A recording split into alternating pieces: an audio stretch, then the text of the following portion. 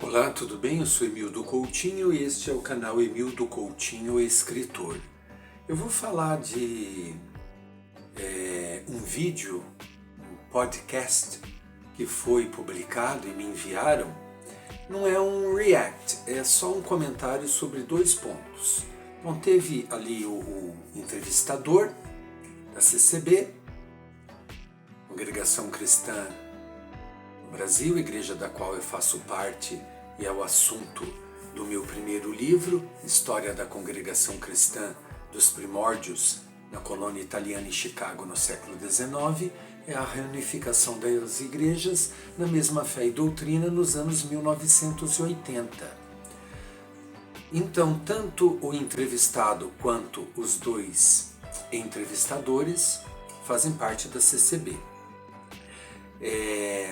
Então, veja bem, o entrevistado disse que Franciscon teria dito que se a congregação cristã deixasse de existir, todo o seu patrimônio deveria ser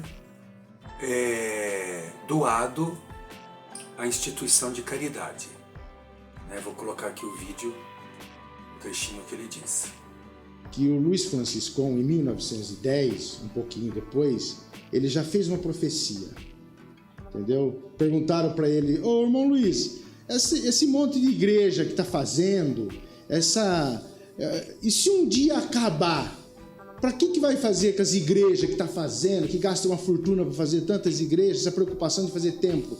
Ele disse assim: se um dia acabar, vai ficar para as instituições de caridade.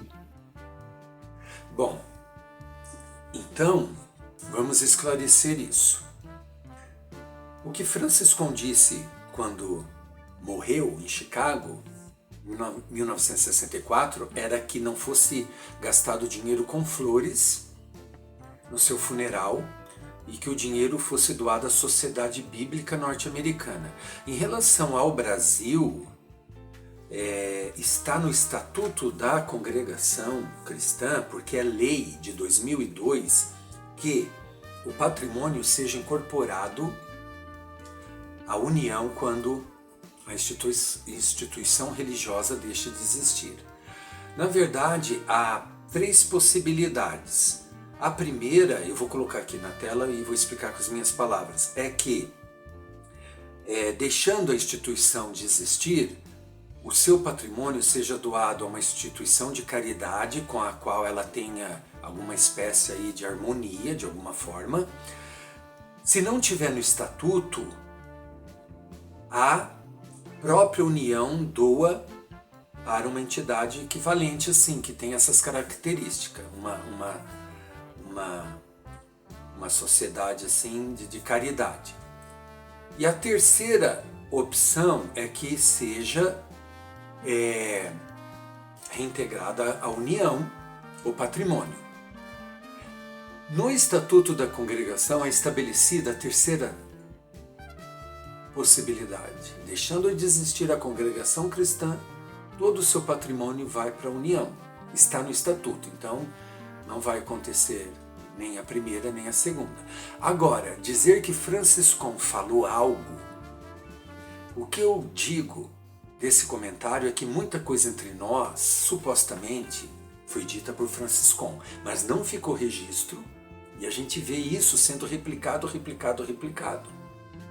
Para escrever meu livro, eu me apoiei em cartas, relatos e outras obras, enfim, que venham a dar veracidade ao que eu digo. Saiu disso algumas coisas assim que nosso meio supostamente é dito que Franciscon teria dito, isso aí virou mito. Surgem os mitos dessa forma. Então, é isso. A lei é de 2002. Na época de Franciscon, não era essa lei. Então, veja bem, mas não ia ter diferença muito. O fato é que isso é o que nós temos hoje. Eu não tive tempo de pesquisar como foi essa lei ao longo aí das décadas. Mas não ficou nada registrado e hoje no Estatuto da CCB está estipulado isso. Agora vamos para o segundo item, que é sobre o chamado batismo de pessoas de outras denominações, que eles chamam de rebatismo. Então os entrevistados, um deles, melhor dizendo, o entrevistado não sabia, e um dos entrevistadores disse o seguinte: não sei se é estatuto, que agora o rebatismo na congregação não é necessário, né, Gênio? Não sei se você viu um tópico que saiu. Eu não acompanhei isso. Foi alguma coisa. Eu não vi esse tópico. Foi por imersão, não era necessário. Acho que foi o ex-presidente, que não era necessário você ser batizado novamente na congregação. Então isso já abriu porta para muitas coisas boas, né? Então vamos esclarecer, eu já coloquei vídeo sobre isso. O que o artigo 9 no tópico o artigo 9 dos tópicos de ensinamento 2024 diz o seguinte: aqueles de outras denominações que congregam, não é para nós constrangermos os a serem batizados, de tempo ao tempo. Isso aí já acontecia. Um ou outro, ou talvez uma grande maioria, ficava ali forçando e falando para a pessoa que tinha que se batizar. Até doméstico na fé, né? A criança chegava aos 12 anos e começava, todo mundo em cima dela. Então, assim, esse ensinamento é para dar tempo ao tempo. Tem gente aí que falou assim para mim: isso é um exclusivismo velado.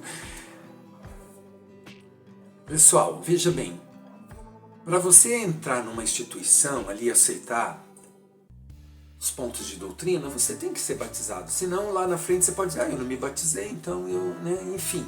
Mas deixando isso de lado, veja bem, tudo continua igual, só é um conhecimento a mais, uma orientação a mais. Não constrange a pessoa, deixa ela ter o seu tempo. E se ela não sentir, uma hora ela sente, ou se ela não sentir, deixa que Deus o faça sentir, ou que fique entre a pessoa e Deus. Basicamente é isso.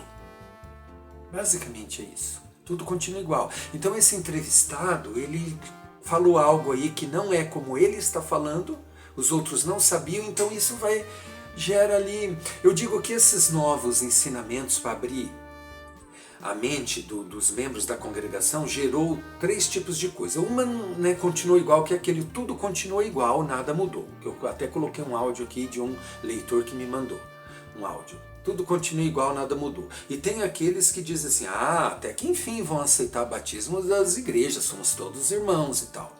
E o terceiro que ficou desesperado: meu Deus, e agora o que eu faço? Então, tá virando uma bagunça, e agora o que eu faço da minha vida? É o que eu noto. Pessoal, vamos ter entendimento. Vamos ter entendimento. E quem produz conhecimento, eu acho que tem muita responsabilidade. Aí foi um comentário, assim, né? No momento, isso acontece comigo, acontece com todo mundo, mas bom seria que vocês explicassem depois isso melhor aí no canal de vocês, nesse podcast. Tá bom? Então é isso. E para quem quer saber da história, eu recomendo o meu livro, História da Congregação Cristã dos Primórdios na Colônia Italiana em Chicago, no século XIX, a reunificação das igrejas na mesma fé e doutrina nos anos 1980, e a história dos bastidores, esclarecimento dos novos atos, a história de uma pesquisa inquietante. Esse aqui é sobre a pesquisa em si e textos que eu interpreto sobre a história e pessoas com as quais eu tive contato, é muito interessante também. Então é isso, não caiam em mentiras e essas coisas que hoje, infelizmente, é o joio, né, no meio do trigo, que é a internet. A gente tem que saber separar, né? Há muito lixo aí nesse meio. Nos vemos na próxima e até mais.